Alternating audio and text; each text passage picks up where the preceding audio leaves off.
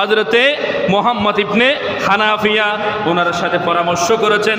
মুহাম্মদ ইবনে হানাফিয়া উনিও পরামর্শ দিয়েছেন, ভাইজান আপনি এই মদিনা শরীফের মধ্যে থাকিয়েন না, কারণ এই মদিনা শরীফের মধ্যে যদি আপনি থাকেন এটা আপনার জন্য নিরাপদ নয়।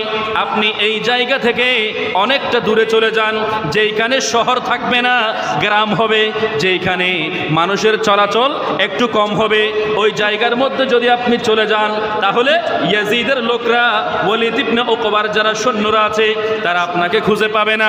ইয়াজিদ ইবনে মুআবিয়া আপনার কাছ থেকে অবৈধভাবে বায়াত গ্রহণ করতে পারবে না, আপনার থেকে বায়াত নিতে পারবে না। এই কথা বলার পরে ইমাম আলী মাকাম ইমাম হুসাইন রাদিয়াল্লাহু তাআলা আনহু পরিবার পরিজনকে বলে দিয়েছেন, এই আমার পরিবার পরিজনের সদস্যরা যারা আছো তোমাদেরকে বলছি, এই মদিনা শরীফ ছেড়ে আমাদের চলে যেতে হবে সুদূর মক্কায়ে মুআজ্জামার মধ্যে। বড় করে বলেন না সুবহানাল্লাহ। এই কথা বলার পরে ইমাম আলী মাকাম ইমাম হুসাইন রাদিয়াল্লাহু তাআলা আনহু বিদায় নেওয়ার জন্য নানা জানের রওজায়ে আকদাসের মধ্যে গিয়েছেন। সুবহানাল্লাহ বলেন না। নানা জানকে রাহমাতুল লিল আলামিন নবী, শফিউল মুজনিবিন নবী, রাহমাতুল লিল আলামিন নবী মুহাম্মদুর রাসূলুল্লাহ সাল্লাল্লাহু তাআলা আলাইহি ওয়াসাল্লামের রওজায়ে আকদাসের মধ্যে ইমাম হুসাইন রাদিয়াল্লাহু তাআলা আনহু গিয়েছেন। ইমাম হুসাইন রাদিয়াল্লাহু তাআলা আনহু ওই মদিনা শরীফের মধ্যে গিয়ে নানা জানের একেবারে রওজায়ে আকদাসের মধ্যে গিয়ে বলতে লাগলেন, নানা জান আপনার হুসাইন আজকে এই মদিনা শরীফ ছেড়ে চলে যাবে। ও নানা জান, যেই মদিনা শরীফের মধ্যে আপনি রাহমাতুল লিল আলামিন নবী আপনার হুসাইনকে আপনি আদর করেছেন, আপনার নানা জা আপনার আজকের এই আদরের নাতি আজকে মদিনা শরীফ ছেড়ে চলে যাবে। যেই মদিনা শরীফের মধ্যে আপনি রাহমাতুল লিল আলামিন নবী নানা জান আপনি এই হুসাইনকে কোমরের মধ্যে নিয়েছেন, আপনি এই হুসাইনকে কাদের মধ্যে নিয়েছেন। শুধু তাই নয়, যেই হুসাইন হযরতে মুহাম্মদুর রাসূলুল্লাহ সাল্লাল্লাহু তাআলা আলাইহি ওয়াসাল্লাম আমার নবীজির কাদের উপর যদি উঠতো, আমার নবীজি সিজদাকে লম্বা করে দিতেন। শুধু তাই নয়, হুসাইন রাদিয়াল্লাহু তাআলা আনহুর প্রত্যেকটা জায়গার মধ্যে আমার দয়াল নবীজির চুম্মা মুবারকের দাগ আসে, আমার দয়াল নবীজির চুম্বন মুবারক করেছেন। ইমাম আলী মাকাম ইমাম হুসাইন রাদিয়াল্লাহু তাআলা আনহু মদিনা শরীফ ছেড়ে যাওয়ার সময় বলতে লাগলেন, নানা জান আপনার আদরের দৌহিত্র, আপনার আদরের নাতি ইমাম আলী মাকাম ইমাম হুসাইন রাদিয়াল্লাহু তাআলা আনহু আজকে মদিনা শরীফ ছেড়ে মক্কায়ে মুআজ্জামার মধ্যে চলে যাবেন। ওইখানে নানা জানের রওজায়ে আকদাসের মধ্যে গিয়ে 2 রাকাত নফল নামাজ আদায় করেছেন। করার পরে এই কথা বলতে বলতে বলতে ইমাম আলী মাকাম ইমাম হুসাইন রাদিয়াল্লাহু তাআলা আনহু বেহুশ হয়ে মাটিতে পড়ে গেছেন। ওই অবস্থার মধ্যে আমার দয়াল নবী বেহুশ অবস্থার মধ্যে এসে বলতে লাগলেন, আয় আমার নাতি, আমার দৌহিত্র, আমার নওয়াসা ইমাম আলী মাকাম ইমাম হুসাইন রাদিয়াল্লাহু তাআলা আনহু তোমার আরো বড় দূর, অনেক দূর পাড়ি দিতে হবে। তোমার জন্য আমি আল্লাহ পাক রব্বুল আলামিনের দরবারে দোয়া করতেছি। আল্লাহ পাক রব্বুল আলামিনের দরবারে আমার দয়াল নবী দোয়া করতে লাগলেন, আল্লাহুম্মা আতিল হুসাইনা সবরা ওয়া আজরা। আল্লাহ আমার এই নাতি, আমার এই নওয়াসা, আমার দৌহিত্র হযরত ইমাম আলী মাকাম ইমাম হুসাইন রাদিয়াল্লাহু তাআলা আনহুকে আপনি সবরের পাহাড় বানিয়ে দেন, আপনি সবর দান করেন। বড় করে বলেন না সুবহানাল্লাহ। শুধু সবর দান করবেন তাই নয়, আইবারিয়ে তাআলা আমার এই হুসাইন রাদিয়াল্লাহু তাআলা আনহুকে ওই সবরের বিনিময়ে আজর দান করেন, প্রতিদান দান করেন। বড় করে বলেন না সুবহানাল্লাহ। এই কথা বলার পরে ইমাম আলী মাকাম ইমাম হুসাইন রাদিয়াল্লাহু তাআলা আনহু নানা জান রাহমাতুল লিল আলামিন নবীর রওজায়ে আকদাস থেকে বিদায় নিয়েছেন। নেওয়ার পরে আম্মা জান ফাতিমাতুজ জাহরা রাদিয়াল্লাহু তাআলা আনহা জিনার মাজার শরীফ জান্নাতুল বাকিতে আছে, আম্মা জানের কাছে গিয়েছেন। আম্মা জান আপনার সন্তান, আপনার ছোট সন্তান ইমাম হুসাইন রাদিয়াল্লাহু তাআলা আনহু আজকে এই মদিনা শরীফ ছেড়ে মক্কায়ে মুআজ্জামার দিকে চলে যাবে, আপনার এই সন্তানকে একটু বিদায় দেন। এই কথা বলার পরে আম্মা জানের রওজা থেকে বিদায় নিয়েছেন। এরপরে যিনি ভাই আপন বড় ভাইয়ের রওজার মধ্যে গিয়েছেন, যাওয়ার পরে বলতে লাগলেন, আয় ভাইজান আপনার ছোট ভাই ইমাম হুসাইন আপনার দরবারে উপস্থিত। বড় করে বলেন না সুবহানাল্লাহ। ভাইজান ইমাম হাসান আপনার ছোট ভাই ইমাম হুসাইন রাদিয়াল্লাহু তাআলা আনহু আপনার কাছে এসেছে বিদায় নেওয়ার জন্য। যেই ভাই আপনার সাথে একই সাথে খেলাধুলা করত, আপনার সাথে একই সাথে মদিনা শরীফের মধ্যে চলাফেরা করত, মদিনা শরীফের অলিগলিতে আমাদের নানা জান রহমাতুল লিল আলামিন নবী আমাদেরকে আদর করত। আপনার পক্ষে যদি জিবরাইল আলাইহিস সালাম থাকতো, আমার পক্ষে দয়াল নবী চলে আসতো। আমার পক্ষে যদি দয়াল নবী থাকতো, আপনার পক্ষে জিবরাইল আলাইহিস সালাতু ওয়াস সালাম চলে যেত। এইভাবে বলতে বলতে আমার দয়াল নবীর থেকে বিদায় নিয়েছেন হযরতে ফাতিমাতুজ জাহরা রাদিয়াল্লাহু তাআলা আনহার থেকে বিদায় নিয়েছেন। ভাইজান ইমাম হাসান রাদিয়াল্লাহু তাআলা আনহু থেকে বিদায় নিয়েছেন। নেওয়ার পরে ঘটনা অনেক বড় লম্বা, আমি সংক্ষেপ করে বলতেছি। হযরত ইমাম হুসাইন রাদিয়াল্লাহু তাআলা আনহু মদিনা শরীফ থেকে মক্কায়ে মুআজ্জামার মধ্যে তশরিফ নিয়েছেন। জবান খুলে বলুন না সুবহানাল্লাহ। মক্কায়ে মুআজ্জামার মধ্যে একদিন আগে হযরতে আব্দুল্লাহ ইবনে জুবাইর রাদিয়াল্লাহু তাআলা আনহু চলে গিয়েছিলেন। ওই জায়গার মধ্যে অবস্থান করতেছেন, দেখা হয়ে গেল আই ইমাম আলী মাকাম ইমাম হুসাইন রাদিয়াল্লাহু তাআলা আনহু, আপনি এই মক্কায়ে মুআজ্জামার মধ্যে চলে এসেছেন। হুজুর আপনি চলে এসেছেন, আয় হায় হায় আপনাকে স্বাগতম, এই জায়গা আমাদের জন্য নিরাপদ। এইরকম বলে মক্কায়ে মুআজ্জামার মধ্যে ইমাম আলী মাকাম ইমাম হুসাইন রাদিয়াল্লাহু তাআলা আনহু ওই জায়গার মধ্যে অবস্থান করতেছেন। আব্দুল্লাহ ইবনে জুবাইর রাদিয়াল্লাহু তাআলা আনহুমার সাথে দেখা হয়ে গেল। ওই জায়গার মধ্যে মক্কায়ে মুআজ্জামার মধ্যে ইমাম আলী মাকাম ইমাম হুসাইন রাদিয়াল্লাহু তাআলা আনহু যে তশরিফ নিয়েছেন, এই খবরটা কুফাবাসীরা জেনে গেছে। কুফাবাসীরা জেনে গেছে। জেনে যাওয়ার পরে কুফাবাসীরা প্রত্যেকেই বৈঠক করলো। বৈঠক করার পরে তারা এই খবরটাও পেয়ে গেছে যে ইয়াজিদ ইবনে মুআবিয়া খেলাফতে আসার পরে তাদের যে খেলাফতের বায়াত, এই খেলাফতের বায়াত তিনজন প্রত্যাখ্যান করেছে। নাম্বার 1 হলো হুসাইন ইবনে আলী রাদিয়াল্লাহু আনহুমা, বড় করে বলেন না সুবহানাল্লাহ। এরপরে আব্দুল্লাহ ইবনে জুবাইর রাদিয়াল্লাহু তাআলা আনহুমা উনিও বায়াত প্রত্যাখ্যান করেছেন।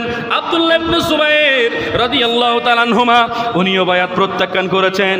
তিনজনের বায়াত প্রত্যাখ্যানের খবর কুফাবাসীদের কাছে যখন চলে গেছে, ওই অবস্থার মধ্যে কুফাবাসীরা বলতে লাগলেন, আয় হায় হায় আমরা এই লম্পট, আমরা এই ফাজের বেনামাজি, আমরা এই ইয়াজিদ ইবনে মুআবিয়াকে খেলাফতের আসনে দেখতে চাই না। আমরা প্রত্যেকেই ইমাম হুসাইন রাদিয়াল্লাহু তাআলা আনহুর কাছে চিঠি লিখব। এই কথা চিন্তা করার পরে ওই কুফার জমিনে যারা শীর্ষস্থানীয় যারা আছে, তারা প্রত্যেকে হঠাৎ করে একটা মিটিং ডাকলো। আমাদের সমাজে যেই রকম একটা বৈঠক ডাকি, যেই রকম একটা মজলিসের আয়োজন করি, ওই রকম কুফার জমিনে সুলাইমান ইবনে সারদ আল হাজরমির বাসার মধ্যে একটা বৈঠক ডাকা হলো। সুলাইমান ইবনে সারদ আল হাজরমি কুফাবাসীদেরকে বলতে লাগলেন, এই কুফাবাসী, কুফাবাসী রাহমাতুল লিল আলামিন নবীর নাতি নওয়াসা এখনো পর্যন্ত দুনিয়ার জমিনে বেঁচে আছে। তোমরা যদি তার সাথে সদাচরণ করতে পারো, সুন্দর আচরণ করতে পারো, তার পক্ষে গিয়ে ইয়াজিদের বিপক্ষে যুদ্ধ করতে পারো, তাহলে আর দেরি করিও না, তার কাছে চিঠি পাঠিয়ে দাও। যদি তার পক্ষে যুদ্ধ করতে না পারো, তার কাছে চিঠি লেখার কোনো দরকার নাই। এই কথা বলার পরে সুলাইমান ইবনে সারদ আল হাজরমি বা আল খুজাই উনি যখন এই প্রস্তাব দিলেন, দেওয়ার পরে সমস্ত কুফাবাসীরা সিদ্ধান্ত নিল যে আমরা হযরত ইমাম আলী মাকাম ইমাম হুসাইন রাদিয়াল্লাহু তাআলা আনহুকে এই কুফার জমিনে আনবো। সুবহানাল্লাহ। কুফার জমিনে আমরা কি দিব? দাওয়াত দিব। অনেক বড় লম্বা ঘটনা, আমি একেবারে কেটে কেটে বলতেছি, সংক্ষেপ করে বলতেছি। হযরতে ইমাম আলী মাকাম ইমাম হুসাইন রাদিয়াল্লাহু তাআলা আনহুকে কুফার জমিনে আসার জন্য কুফাবাসীরা চিঠি দিতে রাখলেন। সুবহানাল্লাহ। তাহলে চিঠি দিতে দিতে দিতে দিতে চিঠির মধ্যে তারা অনেক সুন্দর করে করে লিখেছেন। শুধু তাই নয়, চিঠির মধ্যে বিভিন্ন ভাষায় তারা লেখা লিখেছেন। এরপরে এক রাওয়ায়াতের মধ্যে আসতেছে 150 খানা চিঠি ইমাম আলী মাকাম ইমাম হুসাইন রাদিয়াল্লাহু তাআলা আনহুর দরবারের মধ্যে উপস্থিত। সুবহানাল্লাহ। আরেক রাওয়ায়াতের মধ্যে আসতেছে 161 খানা চিঠি ইমাম হুসাইন রাদিয়াল্লাহু তাআলা আনহুর দরবারের মধ্যে উপস্থিত। আরেক রাওয়ায়াতের মধ্যে আসতেছে 12,000 চিঠি ইমাম হুসাইন রাদিয়াল্লাহু তাআলা আনহুর দরবারের মধ্যে উপস্থিত। এই চিঠিগুলো পাওয়ার পরে ইমাম হুসাইন রাদিয়াল্লাহু তাআলা আনহু কোনো উত্তর দেন নাই। ওই চিঠিগুলোর মধ্যে কি লেখা আছে? চিঠিগুলোর মধ্যে লেখা আছে, আই ইমাম আলী মাকাম, ইমাম হুসাইন রাদিয়াল্লাহু তাআলা আনহু, আপনি এই কুফার জমিনে তশরিফ নিয়ে আসেন, কারণ আমরা আপনার আব্বাজান হযরত মৌলা আলী শের খুদার মহব্বতের মানুষ, আপনার আব্বাজানকেও আমরা মহব্বত করতাম, ওই সুবাদে আপনাকে আমরা মহব্বত করি, আপনি আর দেরি করিয়েন না, বিলম্ব করিয়েন না, এই কুফার জমিনে তশরিফ নেন। সুবহানাল্লাহ। চিঠির যখন কোনো উত্তর আসতেছে না, তারা আবারও চিঠি দিতে রাখলেন, কি ইমাম আলী মাকাম, ইমাম হুসাইন রাদিয়াল্লাহু তাআলা আনহু, আপনাকে আমরা চিঠি দিচ্ছি, আপনি আমাদের এই কুফার জমিনে এসে আমাদের ইমামতি করেন, আমাদেরকে নামাজ পড়ান, আমাদের খেলাফতের আসনে আপনাকেই বসাবো। এই কথা বলার পরে ইমাম আলী মাকাম ইমাম হুসাইন রাদিয়াল্লাহু তাআলা আনহুকে আরো হৃদবিদারক কথা লিখতে রাখলেন, আপনি নবীজির নামাজ ইমাম আলী মাকাম ইমাম হুসাইন রাদিয়াল্লাহু তাআলা আনহু যদি এই কুফার জমিনে তশরিফ না আনেন, কাল কিয়ামতের ময়দানে যেই দিন আমরা কাঠগড়ার মধ্যে দাঁড়িয়ে যাব, ওই দিন আপনার নানা জান রাহমাতুল লিল আলামিন নবীজির কাছে আপনার বিরুদ্ধে আমরা বিচার দিতে বাধ্য হব। কেন? কারণ দুনিয়ার জমিনে আপনার নাতি যখন বেঁচে ছিল, আমরা আপনার নাতিকে চিঠি লিখেছিলাম, কিন্তু আপনার নাতি আমাদের কাছে আসে নাই, এই জন্য আমরা কিয়ামতের ময়দানে রাহমাতুল লিল আলামিন নবীর কাছে আপনার বিরুদ্ধে আমরা বিচার দিতে বাধ্য হব। এই কথা যখন লিখেছেন, চিঠিগুলা যখন পড়তেছেন, ওই অবস্থার মধ্যে যেই সমস্ত জলিলুল কদর সাহাবীরা আছে, যেই সমস্ত আকাবের সাহাবীরা আছে, তারাও এই ঘটনা জানতে পারলো। জানতে পারার পরে রাইসুল মুফাসসিরিন ওয়াল ফুকাহা হযরত আব্দুল্লাহ ইবনে আব্বাস রাদিয়াল্লাহু তাআলা আনহু, উনি বলতে লাগলেন, হুজুর আপনি কুফার জমিনে তশরিফ নিয়েন না। কেন? কারণ কুফার মানুষরা অনেক বড় লম্পট, কুফার মানুষটা হলো বেওফাই, কুফার মানুষটা হলো মুনাফিক, তারা সেকেন্ডের মধ্যে চোখ উল্টাতে আর দেরি করে না, তারা জায়গার মধ্যে তারা তাদের মত পরিবর্তন করে ফেলে, আপনি ওই কুফার জমিনে তশরিফ নিয়েন না। এই কথা বলার পরে ইমাম আলী মাকাম ইমাম হুসাইন রাদিয়াল্লাহু তাআলা আনহু বলতে লাগলেন, তারা চিঠির মধ্যে কি লিখছেন আপনারা জানেননি? তারা বলতে লাগলো, আমি যদি নানাজানের পক্ষ থেকে কুফার জমিনে তশরিফ না নেই, তারা কিয়ামতের ময়দানে আমার নানাজানের কাছে তারা বিচার দিবে, আমার নানাজানের কাছে তারা বিচার দিবে। এই কথাটা শুনে যেই সমস্ত আকাবের সাহাবী যারা আছে, তারা বলতে লাগলেন, হুজুর আপনি ওই কুফার জমিনে তশরিফ নেবেন, ভালো কথা, সমস্যা নেই, কিন্তু কুফার জমিনে যাওয়ার আগে ওই কুফার জমিনের অবস্থা অবলোকন করার জন্য আপনি একজন প্রতিনিধি প্রেরণ করেন। ওই অবস্থার মধ্যে একজন প্রতিনিধি প্রেরণ করার জন্য আমার ইমাম আলী মাকাম ইমাম হুসাইন রাদিয়াল্লাহু তাআলা আনহু পছন্দ করেছেন তার আপন চাচাতো ভাই হযরত ইমাম মুসলিম ইবনে আকিল রাদিয়াল্লাহু তাআলা আনহু। সুবহানাল্লাহ। ডাকলেন, ডাকার পরে, ইমামে মুসলিম ইবনে আকিল, আমি আপনাকে ওই কুফার জমিনে পাঠাতে যাচ্ছি, আপনি কি রাজি আছেন? বলতেছে, ভাইজান আমি আপনার হুকুম পালন করতে অবশ্যই রাজি আছি। বড় করে বলেন না সুবহানাল্লাহ। এই কথা বলার পরে ওই হযরত ইমাম মুসলিম ইবনে আকিল রাদিয়াল্লাহু তাআলা আনহু কুফার জমিনে যাবেন। যাওয়া অবস্থায় তার দুইজন সন্তান আছে, একেবারে ছোট ছোট, একজনের বয়স 6 বছর, আরেকজনের বয়স হচ্ছে 8 বছর। একজনের নাম হচ্ছে ইমাম মুহাম্মদ, আরেকজনের নাম হচ্ছে ইমাম ইব্রাহিম। বড় করে বলি আর একটু জবান করে বলি না সুবহানাল্লাহ। ওই দুইজন আওলাদ রাসূলকে পেয়ে ইমাম মুসলিম ইবনে আকিল রাদিয়াল্লাহু তাআলা আনহু মক্কায়ে মুআজ্জামা থেকে কুফার জমিনে তশরিফ নিয়েছেন। নেওয়ার পরে একদিনে ইমাম মুসলিম ইবনে আকিল রাদিয়াল্লাহু তাআলা আনহুর হাতে একদিনে 12,000 কুফাবাসী বায়াত গ্রহণ করেছেন। একটু বড় করে বলেন না সুবহানাল্লাহ। সালাতুন ইয়া রাসূল হাবিবাল্লাহ আলাইকুম আল্লাহুম্মা।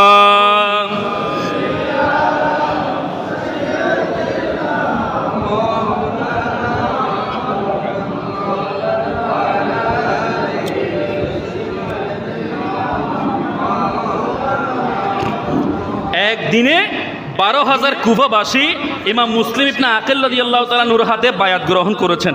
সুবহানাল্লাহ। ইমাম হুসাইন রাদিয়াল্লাহু তাআলা আনহুর পক্ষে এইভাবে পর্যায়ক্রমে বায়াত গ্রহণ করতে করতে করতে করতে 18,000 কুফাবাসী ইমাম মুসলিম ইবনে আকিল রাদিয়াল্লাহু তাআলা আনহুর হাতে ইমাম হুসাইন রাদিয়াল্লাহু তাআলা আনহুর পক্ষে বায়াত গ্রহণ করেছেন। যখন এই অবস্থা দেখতে লাগলেন, কুফাবাসীরা আওলাদ রাসূলকে পেয়ে একেবারে খুশিতে আত্মহারা হয়ে গেছে, তখন ইমাম মুসলিম ইবনে আকিল রাদিয়াল্লাহু তাআলা আনহু মনে মনে ভাবতে লাগলেন, জায়গা তো আমার ভাইজান ইমাম হুসাইন রাদিয়াল্লাহু তাআলা আনহুর, আমি কেন এই জায়গার মধ্যে বসে থাকবো? আমি তো উনার পক্ষে বায়াত নিচ্ছি, আমি এই জায়গার মধ্যে বসে থেকে লাভ নেই। আমি আমার ভাইজান ইমাম আলী মাকাম ইমাম হুসাইন রাদিয়াল্লাহু তাআলা আনহুকে চিঠি লিখে দেয় যে, ভাইজান কুফার মানুষরা বড়ই আন্তরিক, কুফার মানুষরা আমার হাতে বায়াত গ্রহণ করেছে আপনার পক্ষে, এইভাবে চিঠি লিখে দিয়েছেন, ভাইজান আপনি এই কুফার জমিনে আসতে পারেন। এই কথা যখন ইমাম মুসলিম ইবনে আকিল রাদিয়াল্লাহু তাআলা আনহু লিখে দিয়েছেন, ওই লিখে দেওয়ার পরে চিঠি প্রেরণ করে দিয়েছেন, কিন্তু ওই অবস্থার মধ্যে কুফার জমিনে যিনি গভর্নর ছিলেন উনি হচ্ছেন আমার দয়াল নবীজির পেয়ারা সাহাবা হযরতে নুমান ইবনে বশির রাদিয়াল্লাহু তাআলা আনহু। বড় করে বলি না সুবহানাল্লাহ। ওই নুমান ইবনে বশির রাদিয়াল্লাহু তাআলা আনহু আমার দয়াল নবীর পেয়ারা সাহাবা, আহলে বাইতের বড় প্রেমিক। উনি ওই জায়গার মধ্যে উনি এই কথাটা জেনেছেন যে ইমাম মুসলিম ইবনে আকিল রাদিয়াল্লাহু তাআলা আনহু ওই জায়গার মধ্যে এসে ইমাম হুসাইন রাদিয়াল্লাহু তাআলা আনহুর পক্ষে বায়াত গ্রহণ করাচ্ছে। এই কথা জেনেও উনি না জানার ভান করেছেন, কারণ উনি আওলাদ রাসূলের সাথে বেয়াদবি করেন নাই, উনি নবীর পরিবারের সাথে বেয়াদবি করতে পারবেন না। এই কথাটা হঠাৎ করে উনি তো বাদশাহ হওয়ার পরে, গভর্নর হওয়ার পরে উনি কিন্তু ইয়াজিদকে খবর দেয় নাই, কিন্তু ঠিক, কিন্তু কিছু গুপ্তচর থেকে যায় না, কিছু সাধারণ মানুষ থেকে যায়। নেতার সাথে কিছু চামচ থাকে, থাকে না? নেতার থেকেও ওই চামচ যেগুলো থাকে ওগুলোর বাহাদুরি একটু বেশি, অর্থাৎ নেতার পাশে যেগুলো থাকে তার একেবারে যে হাঁটুর বলে, তার একেবারে ডোয়ার বলে, আমাদের চিটিংয়ে ভাষায় যে ডোয়া বলি, ডোয়ার বলে 3-4 জন পড়ে যায়, এরকম আছে না নাই? তাহলে ওই রকম বাবারা, বন্ধুরা, ইমাম মুসলিম ইবনে আকিল রাদিয়াল্লাহু তাআলা আনহুর এই খবরটা হযরতে নুমান বিন বশির রাদিয়াল্লাহু তাআলা আনহু জানতে পেরেছেন, জেনেও না জানার ভান করেছেন, কারণ নবীর পরিবারের সাথে বেয়াদবি করলে আল্লাহর নবীর মনে কষ্ট পাবে। হায় হায় হায়, সেই জন্য উনি আর কষ্ট দেয় নাই, উনি আর ইমাম মুসলিম ইবনে আকিল রাদিয়াল্লাহু তাআলা আনহুকে প্রতিরোধ করেন নাই, প্রতিহত করেন নাই। কিন্তু ওইখানে একজন আব্দুল্লাহ ইবনে মুসলিম, সে ইয়াজিদ ইবনে মুআবিয়ার কাছে চিঠি পাঠিয়ে দিয়েছে যে কুফার মানুষরা হযরত ইমাম হুসাইন রাদিয়াল্লাহু তাআলা আনহুর পক্ষে ইমাম মুসলিম ইবনে আকিল রাদিয়াল্লাহু তাআলা আনহুর হাতে বায়াত গ্রহণ করতেছে, আপনি এই কুফাটাকে বাঁচান, যদি কুফাকে না বাঁচান তাহলে এই কুফাটা আপনার হাতছাড়া হয়ে যাবে। এইরকম বলতে না বলতে ইয়াজিদ ইবনে মুআবিয়া যখন চিঠি পেয়ে গেলেন, চিঠি পাওয়ার পরে আর দেরি করে নাই, সবাইকে নিয়ে যখন বৈঠক করলো, বৈঠক করা অবস্থায় ওইখানে হযরত আমির মুআবিয়া রাদিয়াল্লাহু তাআলা আনহুর সময়ের একজন কৃতদাস ছিল যে ইয়াজিদের পাশে ছিল, তার নাম হচ্ছে সরজুন। তার নাম কি? সরজুন। সে এসে বলতে লাগলেন যে ইয়াজিদ ইবনে মুআবিয়া, আপনার আব্বাজান থাকলে আপনি আপনার আব্বাজানের কথা শুনতেন, আজকে আপনি আমার কথাটা যদি শুনেন আপনি লাভবান হবেন। বলতেছে কি? গোলামের কাছ থেকে পরামর্শ নিচ্ছে, একজন কৃতদাসের কাছ থেকে পরামর্শ নিচ্ছে। ওই সরজুন বলতেছেন যে বছরের মধ্যে যিনি গভর্নর আছে উনি তো আপনার আপন চাচাতো ভাই, আপনি আপনার আপন চাচাতো ভাই ওবায়দুল্লাহ ইবনে জিয়াদকে এই বছরের গভর্নরের পাশাপাশি কুফার জমিনের গভর্নরও দান করেন। কুফার জমিনে যিনি গভর্নর আছে তাকে আপনি বরখাস্ত করেন, তাকে আপনি মাজুল করেন, তাকে বরখাস্ত করে আপনি আপনার ভাই, আপনার চাচাতো ভাই ওবায়দুল্লাহ ইবনে জিয়াদকে ওই বছরের গভর্নরের পাশাপাশি কুফার জমিনের গভর্নর আপনি দান করেন। এই কথাটা যখন পরামর্শ হলো, হওয়ার পরে এটা সিদ্ধান্ত হলো যে ওইখানে চিঠি পাঠিয়ে দেওয়া হলো যে বছরের জমিনে যিনি গভর্নর আছে তার নাম হচ্ছে ওবায়দুল্লাহ ইবনে জিয়াদ, সে বড় জালেম শাসক, মুনাফিক শাসক। ওই ওবায়দুল্লাহ ইবনে জিয়াদের কাছে চিঠি যখন পাঠিয়ে দিলেন, ওবায়দুল্লাহ ইবনে জিয়াদ, ঘটনা অনেক বড় লম্বা, আমি সংক্ষেপ করে বলতেছি। ওবায়দুল্লাহ ইবনে জিয়াদ আর দেরি করে নাই, ওই চিঠিখানা যখন এইভাবে হাতে পেয়েছেন, হাতে পাওয়ার সাথে সাথে ওই বসরার জামে মসজিদের মধ্যে বসরাবাসীকে এলান করে দিয়েছে, এই বসরাবাসী শুনো শুনো শুনো, আমার কাছে ইয়াজিদ ইবনে মুআবিয়ার কাছ থেকে আমার কাছে চিঠি এসেছে যে এই বসরার পাশাপাশি আমাকে কুফার গভর্নরিও দান করা হয়েছে। তোমরা বসরাবাসীরা শুনে রাখো, জেনে রাখো, এই বসরার মধ্যে আমার স্থলাভিষিক্ত আমার আপন ছোট ভাই ওবায়দুল্লাহ ইবনে জিয়াদের ছোট ভাইয়ের নাম হলো ওসমান ইবনে জিয়াদকে আমি এই খেলাফতের মসনদের মধ্যে দিয়ে যাচ্ছি।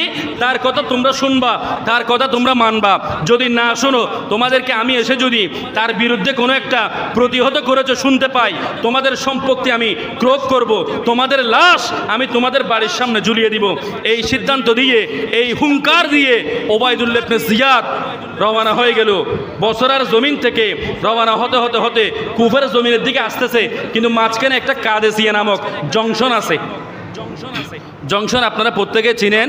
আমি আপনাদেরকে যদি বলি, সাদরে সমনি আছে না, সাদরে সমনি থেকে বাঁশখালী থেকেও আসা যায়, এদিকে পিছনে চন্দনেশ থেকেও বৈতলি থেকেও আসা যায়, আবার এদিকে আনোয়ারার দিক থেকেও আসা যায়। বিভিন্ন দিক থেকে এসে যেই জায়গার মধ্যে মিলিত হয় ওই জায়গাটাকে বলা হয় জংশন। ঠিক তদ্রূপ কাদেসিয়া নামক যেই জায়গাটা আছে ওই জায়গাটা হলো জংশন। ওইখানে মক্কা শরীফ থেকেও কাদেসিয়া, মদিনা শরীফ থেকেও কাদেসিয়া, বসরা থেকেও কাদেসিয়া, কুফা থেকেও কাদেসিয়া। এই কাদেসিয়া নামক জংশনের মধ্যে ওবায়দুল্লাহ ইবনে জিয়াদ তার 500 সৈন্যবাহিনী নিয়ে রওনা হয়েছে। প্রতিমধ্যে অনেকজন তার পথ ছেড়ে দিয়েছে, তার সাথে যায় নাই। অনেকজন এখান থেকে ছুটে গিয়েছে। মাত্র 17 জন নিয়ে ওই কাদেসিয়া থেকে সে কুফার জমিনে রওনা হয়ে গেছে। রওনা হয়ে যাওয়া অবস্থায় সে জানতে পারলো এই মুহূর্তে ইমাম হুসাইন রাদিয়াল্লাহু তাআলা আনহু কুফার জমিনে তশরিফ নেবেন। এই কথাটা শুনে ওই মুনাফিক জালেম শাসক ওবায়দুল্লাহ ইবনে জিয়াদ আরাবিয়ান পোশাক ধারণ করলো। মুনাফিকের কাজ হলো কি, তাদের অন্তরে থাকবে একটা, মুখে থাকবে আরেকটা। ওই ওবায়দুল্লাহ ইবনে জিয়াদ হেজাজি পোশাক পরে ফেলেছে, আরবি পোশাক পরে ফেলেছে, এরকম একটা গুমটা দিয়েছে। এই গুমটা এরকম করে গুমটাটা দিয়েছে। দেওয়ার পরে কাদেসিয়া নামক যে জংশনটা আছে ওইখান থেকে রওনা হয়ে একেবারে কুফার জমিনে চলে গেছে। কুফার জমিনের যারা আছে তারা প্রত্যেকে মনে করতেছে যে ইমাম হুসাইন রাদিয়াল্লাহু তাআলা আনহু বোধহয় কুফার জমিনে এসেছে। তারা তো মারহাবা দিচ্ছে, তারা তো অভ্যর্থনা দিচ্ছে, তারা স্বাগতম দিচ্ছে। কিন্তু ওবায়দুল্লাহ ইবনে জিয়াদ সে তো মুনাফিক। সে বলতে লাগলো যে কুফাবাসীরা তোমাদের কপালে খারাপ আছে, আমি তো ইমাম হুসাইন নই, আমি তো ওবায়দুল্লাহ ইবনে জিয়াদ। দেখেন কত বড় মুনাফিক।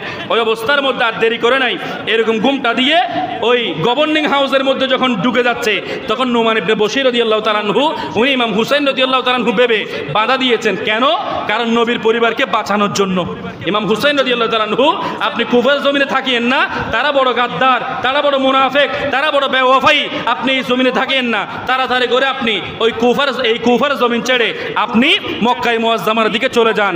কিন্তু যখন দরজা ঠেলাঠালি হচ্ছে ওই অবস্থার মধ্যে একটু করে দেখতে পারলেন যে এটা ইমাম হুসাইন রাদিয়াল্লাহু তাআলা আনহু নয়, এটা হলো ওবায়দুল্লাহ ইবনে জিয়াদ। ঘটনা অনেক বড় লম্বা, আরো সংক্ষেপ করতেছি। ওবায়দুল্লাহ ইবনে জিয়াদ গভর্নিং হাউসের মধ্যে ঢুকলো। ঢুকার পরে তার পরের দিন সকালে সবার কাছে ওই যে কুফার মসজিদের মধ্যে এলান করে দিল যে আমি শুনতে পেয়েছি ইমাম হুসাইন রাদিয়াল্লাহু তাআলা আনহুর পক্ষ থেকে তার আপন চাচাতো ভাই ইমাম মুসলিম ইবনে আকিল রাদিয়াল্লাহু তাআলা আনহু এই কুফার জমিনে অবস্থান করতেছে। তার হাতে তোমরা বায়াত গ্রহণ করতেছো, তার বায়াতকে তোমরা ছেড়ে দাও, তার হাতে তোমরা বায়াত গ্রহণ করিও না। এই কথা বলার পরে এলান করে দিয়েছে তোমরা ইয়াজিদ ইবনে মুয়াবিয়ার হাতে তোমরা বায়াত গ্রহণ করো, এইরকম ঘোষণা করে দিল, ডিক্লেয়ার করে দেওয়ার পরে তোমরা যদি এই ঘোষণাটা না মানো তোমাদেরকে লাশ বানিয়ে তোমাদের ঘরের সামনে রেখে দেব। এইরকম যখন ঘোষণা করে দিল ওবায়দুল্লাহ ইবনে জিয়াদ, ঘোষণা করার পরে আর দেরি করে নাই, সবাইকে যখন এলান করে দিয়েছে যে দেখো ওই অবস্থার মধ্যে কুফাবাসী যারা আছে তারা কাপুরুষের পরিচয় দিয়েছে, তারা দেরি করে নাই। ইমাম ওই অবস্থার মধ্যে আমার ইমাম মুসলিম ইবনে আকিল রাদিয়াল্লাহু তাআলা আনহু মুখতার বিন ওবাইদার ঘরের মধ্যে অবস্থান করতেছে। সুবহানাল্লাহ। মুখতার বিন ওবাইদার ঘরের মধ্যে যখন অবস্থান করতেছে, অবস্থা যখন বেগতিক দেখতেছে, অবস্থা যখন ভালো দেখতেছে না, ওই মুখতার বিন ওবাইদার ঘর থেকে হযরতে হানি বিন ওরওয়ার ঘরের মধ্যে তিনি কি নিয়েছেন? তশরিফ নিয়েছেন।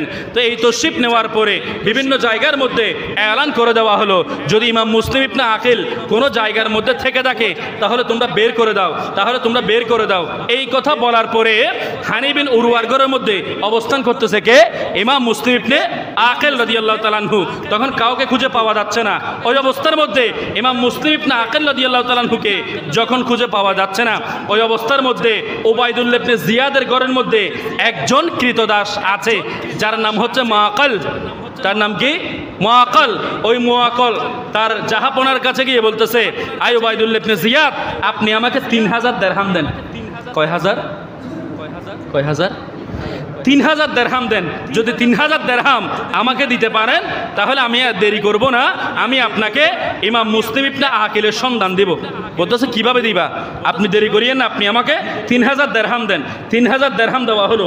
কুফার যেই জামে মসজিদটা আছে ওই জামে মসজিদের মধ্যে গিয়ে গুপ্তচর মুআক্কাল যে আছে সে ওইখানে বসে আছে। মাগরিবের নামাজ শেষ হয়ে গেছে, সবাই নামাজ পড়ে যখন চলে গেছে, এক কোণার মধ্যে বসে ইবাদত বন্দেগী করতেছে একজন বুজুর্গ ব্যক্তি। ওই বুজুর্গ ব্যক্তিকে যখন উনি দেখেছেন, দেখার পরে উনি ওনার কাছে গিয়েছেন। তো ওই বুজুর্গ ব্যক্তি কিন্তু আওলাদ রাসূলের মহব্বতের ব্যক্তি ছিল। সুবহানাল্লাহ। ওনার নাম হচ্ছে ইমাম মুসলিম ইবনে আওসাজা আল আসাদি। ওনার কাছে যখন গেলেন, যাওয়ার পরে বলতে লাগলেন, আপনি আমাকে চিনেছেন? বলতেছে না, আমি সুদূর সিরিয়া থেকে এসেছি। কত বড় মুনাফিক দেখেন, আমি সুদূর সিরিয়া থেকে এসেছি, আমি হলাম ইমাম মুসলিম ইবনে আকিল রাদিয়াল্লাহু তাআলা আনহুর মহব্বতের মানুষ, ভালোবাসার মানুষ। ওনার জন্য এই 3000 দিরহাম আনছি। এই 3000 দিরহাম আমি ওনাকে দিতে চাচ্ছি, আমি ওনার সেবা করতে চাচ্ছি, আমি ওনার খেদমত করব। এইরকম যখন বলেছেন মুসলিম ইবনে আওসাজা আল আসাদি, উনি বলতেছে, এতগুলো মানুষ এখানে মসজিদের মধ্যে আছে, তুমি আমার কাছে কেন আসছো? বলতেছে, আপনাকে দেখে মনে হয়েছে আপনি নূরানি সুরতের মানুষ, আপনি বুজুর্গ মানুষ, আপনি আওলাদ রাসূলের মহব্বতের মানুষ, আপনি হয়তো ইমাম মুসলিম ইবনে আকিল রাদিয়াল্লাহু তাআলা আনহুর সন্ধান দিতে পারবেন। এই কথা বলার পরে ইমাম মুসলিম ইবনে আকিল রাদিয়াল্লাহু তাআলা আনহুর খেদমত যখন করবে, বলতেছে ওই অবস্থার মধ্যে মুসলিম ইবনে আওসাজা আল আসাদি উনিও বুঝতে পারেন নাই, কারণ ছলনা করা, মুনাফিকে আচরণ করা এগুলো মুনাফিকদের কাজ। তো ওই অবস্থার মধ্যে মুআক্কাল যে গুপ্তচর আছে আর দেরি করে নাই, ওই 3000 দিরহাম এগুলো তার হাতে ছিল। তখন ইমাম মুসলিম ইবনে আওসাজা আল আসাদি উনিও ভাবতে লাগলেন, হয়তো ইমাম মুসলিম ইবনে আকিল রাদিয়াল্লাহু তাআলা আনহুর মহব্বতের কোনো একজন মানুষ হবে, উনি ছলনা ধরতে পারে নাই, তাকে সন্ধান দিয়েছে যে দেখো এই অবস্থার মধ্যে কুফার অবস্থা তো ভালো নয়। এখন বর্তমানে ইমাম মুসলিম ইবনে আকিল রাদিয়াল্লাহু তাআলা আনহু হানি বিন উরওয়ার ঘরে অবস্থান করতেছে। ওই গুপ্তচর মুআক্কাল আর দেরি করে নাই, সঙ্গে সঙ্গে রওনা হয়ে হানি বিন উরওয়ার ঘরে চলে গেছে। হানি বিন উরওয়াকে বলতে লাগলেন যে দেখেন, আপনি তো কুফার জমিনের একজন বিশিষ্ট মানুষ, আপনি বুজুর্গ মানুষ, বিশিষ্ট মানুষ, আমি শুনতে পেয়েছি আপনার ঘরের মধ্যে ইমাম মুসলিম ইবনে আকিল রাদিয়াল্লাহু তাআলা আনহু অবস্থান করতেছে। এই কথা যখন বলতেছে তুমি কে? বলতেছে আমি সিরিয়া থেকে এসেছি, আমি ওনার মহব্বতের মানুষ, আমি ওনার মহব্বতের মানুষ, ওনার খাতমত করব, ওনার সেবা করব, ওনার জন্য দেখো আমি এই 3000 দিরহামগুলা আনছি, ওনাকে আমি গিফট দিব, উপটোকন দিব, তোহফা দিব। এই কথা যখন বলেছেন, হানি বিন উরওয়াও ওই ছলনা বুঝতে পারে নাই।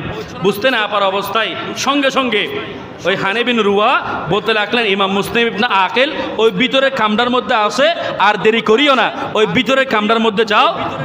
যাওয়ার পরে বলতে লাগলেন ইমাম মুসলিম ইবনে আকিল রাদিয়াল্লাহু তাআলা আনহুকে, হুজুর আসসালামু আলাইকুম রাহমাতুল্লাহ। এইভাবে বলে আপনি আওলাদ রাসূলের মহব্বতের মানুষ, আপনি ইমাম মুসলিম ইবনে আকিল, দেখেন কত বড় মুনাফিক। ওই অবস্থায় 3000 দিরহাম এগুলো এইভাবে দিলেন, এগুলো হুজুর আমি আপনার জন্য সিরিয়া থেকে এনেছি, এগুলো আপনার জন্য, আমি আপনার খেদমত করতে চাই, আমি আপনার সেবা করতে চাই। এই কথা যখন বলেছেন, ইমাম মুসলিম ইবনে আকিল রাদিয়াল্লাহু তাআলা আনহু তাকে সেবা করার সুযোগ করে দিয়েছেন, আর দেরি করেন নাই। ওই অবস্থার মধ্যে রাত পেরিয়ে খেদমত করতে করতে যখন সকাল হয়েছে, বলতে লাগলেন, হুজুর আমি একটু ফজরের নামাজ পড়ব। ফজরের নামাজ পড়ার নাম ধরে উবাইদুল্লাহ ইবনে জিয়াদের কাছে গেছে। যাওয়ার পরে উবাইদুল্লাহ ইবনে জিয়াদকে বলতে লাগলেন, উবাইদুল্লাহ ইবনে জিয়াদ, আমি তো খবর এনেছি মুসলিম ইবনে আকিল রাদিয়াল্লাহু তাআলার সন্ধান পাওয়া গেছে। কি বলো? কোথায় তো পাওয়া যায় নাই, তুমি কিভাবে এনে ফেলেছো? বলতেছে আমি গুপ্তচর না, আমি তো বের করে দেব খবর, আর দেরি করে না। কোথায়? হানি বিন উরওয়ার ঘরে। উবাইদুল্লাহ ইবনে জিয়াদ একটু বিচলিত হয়ে গেল। কি বলো উবাইদুল্লাহ ইবনে জিয়াদ? উবাইদুল্লাহ ইবনে জিয়াদ বলতে লাগলো, হানি বিন উরওয়ার ঘরে? হানি বিন উরওয়া তো আমার মহব্বতের মানুষ। হানি বিন উরওয়া ওই দরবারের মধ্যে একটু চলাফেরা করতো, উবাইদুল্লাহ ইবনে জিয়াদের সাথে ভালো মেলামেশা ছিল। কিন্তু ইমাম মুসলিম ইবনে আকিল রাদিয়াল্লাহু তাআলা আনহুকে যখন আশ্রয় দিয়েছেন, আশ্রয় দেওয়ার পরে একটু যাতায়াত কমিয়ে ফেলেছে, চলাফেরা একটু কমাই ফেলছে। বলতেছে আমার একটু সর্দি, আমার একটু জ্বর, আমার অসুখ হয়ে গেছে, আমি অসুস্থ। এইভাবে বলতে বলতে বিভিন্ন বাহানা দিতে আর দেরি করে নাই। উবাইদুল্লাহ ইবনে জিয়াদ ওই অবস্থার মধ্যে আশআশের নেতৃত্বে, মুসলিম ইবনে আশআশের নেতৃত্বে 500 জন সৈন্যবাহিনী পাঠিয়ে ওই হানি বিন উরওয়াকে গ্রেফতার করে ওবাইদুল্লাহ ইবনে জিয়াদের গভর্নিং হাউসের মধ্যে নিয়ে এসেছে। আসার পরে ওই জায়গার মধ্যে হানিকে বলতে রাখলেন, এই হানি বিন উরওয়া, আমি তো তোমাকে সবচাইতে বড় ভালো মানুষ মনে করেছিলাম, তোমাকে আমার মহব্বতের মানুষ মনে করেছিলাম, আমার ভালোবাসার মানুষ মনে করেছিলাম। তুমি কিভাবে পারলে মুসলিম ইবনে আকিল রাদিয়াল্লাহু তাআলা আনহুকে তোমার ঘরের মধ্যে জায়গা করে দিতে? এই কথা বলতে না বলতে হানি বিন উরওয়া একটু কথা কাটানোর চেষ্টা করতেছে, কিন্তু কথা যখন কাটানোর চেষ্টা করতেছে বলতেছে, কি বলো, আমার ঘরের মধ্যে কেন মুসলিম ইবনে আকিল থাকবে? এই কথা বলতে না বলতে ওবাইদুল্লাহ ইবনে জিয়াদ ওই যে গুপ্তচর মুআক্কাল আছে তাকে হাজির করে ফেলেছে। বলতেছে, তাকে চিনো নাকি? এই কথা বলার পরে হানি বিন উরওয়া আরেক নিস্তব্ধ হয়ে গেল। হানি বিন উরওয়া বলতে লাগলো, এই মুনাফিক, আমি তো তোকে আওলাদে রাসূলের মুহাব্বতের মানুষ মনে করেছিলাম, কিন্তু তুই তো গুপ্তচর, আমি বুঝতে পারি নাই। ওই জায়গার মধ্যে ওবাইদুল্লাহ ইবনে জিয়াদ বলতে লাগলেন, আর দেরি করিও না, এই হানি, তুমি তাড়াতাড়ি করে আমাকে মুসলিম ইবনে আকিলকে আমার কাছে নিয়ে আসো, মুসলিম ইবনে আকিলকে আমার কাছে নিয়ে আসো, আমার কাছে নিয়ে আসো, আর দেরি করিও না। এই কথা বলার পরে বলতেছে, আপনি যখন জেনে গেছেন এই ওবাইদুল্লাহ ইবনে জিয়াদ আমি আওলাদে রাসূল হাশিমি বংশের একজন ফুল, নবীর বাগানের একজন ফুল, হযরত ইমাম মুসলিম ইবনে আকিল রাদিয়াল্লাহু তাআলা আনহুকে আমি আমার ঘরের মধ্যে জায়গা দিয়েছি, আমি তো মনে করি আমি জান্নাতের মালিক হয়ে গেছি। আরেকটু পরে করে বলেন না সুবহানাল্লাহ। এই কথা বলার পরে, তুমি কিভাবে ভাবতে পারলে আমি আওলাদ রাসূলকে জায়গা দিয়েছি আবার তোমার হাতে তুলে দেব? আমি কোনোদিন তোমার হাতে তুলে দেব না। ওই অবস্থায় ওবাইদুল্লাহ ইবনে জিয়াদের হাতে একটা লাঠি ছিল, ওই লাঠি দিয়ে মাথার মধ্যে এমনভাবে আঘাত করলো, হানি বিন উরওয়ার এই মাথা থেকে রক্ত পড়ে পড়ে একেবারে নিচের দিকে পড়ে গেছে। ওই অবস্থার মধ্যে ওবাইদুল্লাহ ইবনে জিয়াদ হুঙ্কার দিল, তাড়াতাড়ি করে এই হানি বিন উরওয়াকে গ্রেফতার করো, গ্রেফতার করো। এই অবস্থার মধ্যে যখন হানি বিন উরওয়াকে গ্রেফতার করে ফেলেছে, এই খবরটা ইমাম মুসলিম ইবনে আকিল রাদিয়াল্লাহু তাআলা আনহুর কাছে গেছে। যাওয়ার পরে ইমাম মুসলিম ইবনে আকিল রাদিয়াল্লাহু তাআলা আনহু কুফার অলিতে গলিতে ঘুরতে লাগলো, অলিতে গলিতে ঘুরতে ঘুরতে ওই অবস্থার মধ্যে হানি বিন উরওয়ার যেই সমস্ত মোহাব্বতের মানুষরা আছে তাদের প্রত্যেককে একত্র করে ফেলেছে যে, হুজুর, ইমাম মুসলিম ইবনে আকিল রাদিয়াল্লাহু তাআলা আনহু, আমরা ওই গভর্নিং হাউসের মধ্যে গিয়ে প্রত্যেকে আমাদের যিনি নেতা হানি বিন উরওয়াকে ছাড়িয়ে আনবো, আমরা প্রত্যেকেই ওইখানে যাব। এই কথাটা যখন সিদ্ধান্ত হলো, ইমাম মুসলিম ইবনে আকিল রাদিয়াল্লাহু তাআলা আনহুকে ইমাম মুসলিম ইবনে আকিল রাদিয়াল্লাহু তাআলা আনহুর নেতৃত্বে ওই জায়গার মধ্যে 18,000 পর্যায়ক্রমে 40,000 কুফাবাসী একত্রিত হয়ে গভর্নিং হাউস ঘিরে ফেলেছে। ঘিরে ফেলার পরে ওই জায়গা থেকে ওবাইদুল্লাহ ইবনে জিয়াদ ভয়ে কাঁপতে লাগলো। ওই জায়গার মধ্যে ওবাইদুল্লাহ ইবনে জিয়াদ মনে মনে চিন্তা করতে লাগলো যে এখন কোন একটা পরিকল্পনা করতে হবে। ওবাইদুল্লাহ ইবনে জিয়াদ কিন্তু প্রথমেই কুফার জমিনে যারা শীর্ষস্থানীয় মুরব্বী যারা আছে তাদেরকে গ্রেফতার করে ফেলেছে। তাদেরকে কি করেছে? গ্রেফতার করে ফেলেছে। গ্রেফতার করার পরে ওই সমস্ত মুরব্বী যারা আছে, শীর্ষস্থানীয় যারা আছে, তাদেরকে বলতে রাখলেন, আপনারা ওই ছাদের উপর গিয়ে ঘোষণা করুন আপনারা প্রত্যেকে নিরাপদে আছেন, আপনারা প্রত্যেকে ভালো আছেন, হানি বিন উরওয়াও ভালো আছে। এই কথাটা আপনারা ছাদের মধ্যে গিয়ে ঘোষণা করে দেন, দেরি করিয়েন না। যদি ঘোষণা না করেন আপনারা মরবেন, আপনারা মরবেন, আমাকে যদি মারেন আমি মরবো, ঠিক আপনাদেরকে সহ নিয়ে আমি মরবো। এই কথাটা যখন বলতে লাগলেন, ওই অবস্থার মধ্যে যারা মুরব্বী যারা আছে কুফার জমিনে প্রত্যেকে ছাদের উপর উঠলো, উঠে বলতে লাগলেন যে হানি বিন উরওয়া ভালো আছে, আমরাও ভালো আছি, তোমরা যদি আমাদেরকে জীবিত পেতে চাও ইমাম মুসলিমের সঙ্গ ছেড়ে দাও। 40,000 থেকে যেতে যেতে যেতে কুফাবাসীরা আবারও মুনাফিকের পরিচয় দিয়েছে। মুনাফিকের পরিচয় দিয়ে ওই জায়গার মধ্যে প্রত্যেকে সরে গেছে। মাত্র 500 জন মানুষ, 500 জন মানুষ নিয়ে ইমাম মুসলিম ইবনে আকিল রাদিয়াল্লাহু তাআলা আনহু কুফার জামে মসজিদে যখন নামাজ আদায় করতেছে, পিছনে সালাম ফিরিয়ে দেখতেছে মাত্র 3 জন মানুষ। কত বড় মুনাফিক এই কুফার জমিনের বেওয়াফাই মানুষটা। যখন 3 জন মানুষ দেখতে পেলেন, ওই 3 জন মানুষ আবার কোথায় চলে গেছে? ইমাম মুসলিম ইবনে আকিল রাদিয়াল্লাহু তাআলা আনহু একেবারে দিশাহারা হয়ে গেছে। দিশাহারা হয়ে ওই কুফার অলিতে গলিতে ঘুরতে রাখলো যে, কুফাবাসীরা, তোমরা আমাকে তো দাওয়াত দিয়ে এনেছো, আমি তো আসি নাই, আমি তো তোমাদের এখানে এমনি এমনি আসি নাই, তোমরা তো আমাকে দাওয়াত দিয়েছো বিদায় আমরা এই জায়গার মধ্যে এসেছি। তোমরা কারগরের মধ্যে কোন জায়গায় আমি দুপুরে ভাত খাবো, কোথায় আমি রাতে ভাত খাবো, কোথায় আমি মিছিল মিটিং করব, কোথায় মাহফিল করব, বায়াত করাবো, সেটা পর্যন্ত তোমরা লিখে ফেলেছো, লিস্টে করে ফেলেছো। আজকে তোমরা এই জায়গার মধ্যে এরকম মুনাফিকের পরিচয় কেন দিচ্ছ? मैं आया नहीं हूँ बुलाया गया हो कि मेहमान बना कर सताया गया हो। मैं आया नहीं हूँ बुलाया गया हो मुझे कूफा वालो मुसाफिर न समझो। मैं आया नहीं हूँ बुलाया गया हो मैं आया नहीं हूँ बुलाया गया हो। सुना दुनिया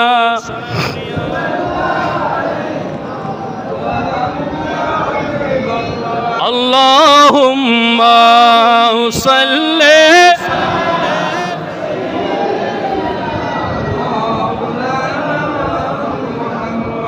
वाला ले सैय्यद। ইমাম মুসলিম ইবনে আকিল রাদিয়াল্লাহু তাআলা আনহু কুফার অলিতে গলিতে ঘুরতে লাগলো। ওই অবস্থার মধ্যে ইমাম মুসলিম ইবনে আকিল রাদিয়াল্লাহু তাআলা আনহু যখন ঘুরতে লাগলো, একজন বৃদ্ধা মহিলার ঘরের সামনে গিয়ে বলতে লাগলেন, মা আমাকে এক গ্লাস পানি দাও। এই কথা বলার পরে উনি ওই বৃদ্ধা মহিলা তার সন্তান আসবে এই অপেক্ষায় আছে। তার সন্তান কিন্তু মূলত নেশাখোর, তার সন্তান মূলত খারাপ। তার ওই সন্তানের জন্য বৃদ্ধা মহিলা অপেক্ষায় আছে। অপেক্ষায় থাকতে থাকতে ইমাম মুসলিম ইবনে আকিল রাদিয়াল্লাহু তাআলা আনহু ওই জায়গার মধ্যে গিয়ে উপস্থিত হওয়া আর দেরি হয় নাই। ওই জায়গার মধ্যে ইমাম মুসলিম ইবনে আকিল রাদিয়াল্লাহু তাআলা আনহুকে পানি খাওয়াইয়েছেন। খাওয়ানোর পরে ওই বৃদ্ধা মহিলা বলতেছেন, আপনি চলে যান, আপনার বাড়ি যেখানে আছে ওখানে। তখন ইমাম মুসলিম ইবনে আকিল রাদিয়াল্লাহু তাআলা আনহু বলতেছেন, আমি কোথায় যাব? আমার বাড়ি তো সুদূর মদিনা শরীফ, আমি তো এই কুফার জমিনে এসেছি, আমি তো আওলাদে রসুল। বলতেছেন ওই বৃদ্ধা মহিলা কিন্তু আওলাদে রসুলের মোহাব্বতের মানুষ ছিলেন। ওই অবস্থার মধ্যে আওলাদে রসুলের মোহাব্বতের প্রেমিক যে ছিল তাওয়ান আমি, ওনার নাম ছিল কি? তাওয়ান আমি। উনি ওই জায়গার মধ্যে ওনাকে অবস্থান করার সুযোগ করে দিয়েছেন।